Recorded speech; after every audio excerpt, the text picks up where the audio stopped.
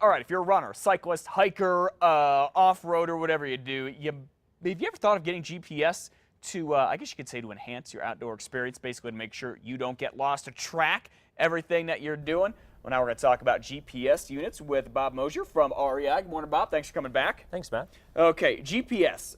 They've been around for a while, and they used to be really, really expensive. But these things have gotten incredibly affordable.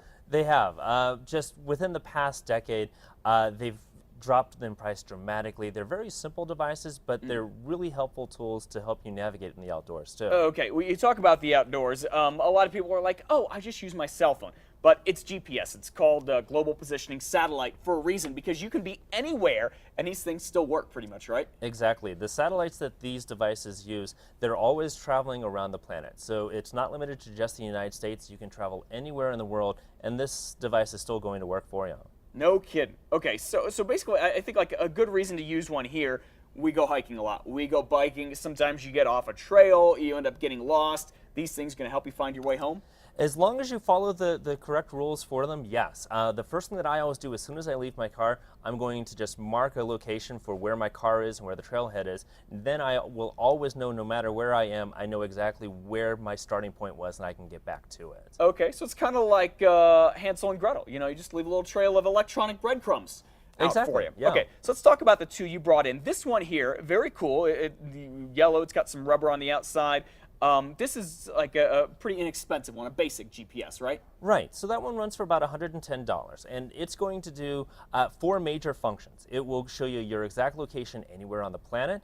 It will be able to save that location. It can route you to that location after you've left that area, and it will leave that breadcrumb trail like you were talking about. So if you do go out and get lost, it will take you back the same exact way that you came to your starting point. Okay, anywhere on the planet? Anywhere on the planet. Really? So if I'm hiking here in New Mexico, it works? Right. If I'm like over in Botswana, it works? It's still going to work. Now, if I'm in the Australian outback? It's still going to work. There are Antarctica? some.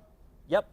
Cool. There are some limitations to it. Okay. The satellites transmit at only 40 watts of power. So imagine that a mean? dim light bulb 12,000 miles away. That's what your GPS receiver is looking for. So it's not going to work in a very narrow canyon. It's not Okay. going to work indoors. So maybe the rainforest of like Brazil?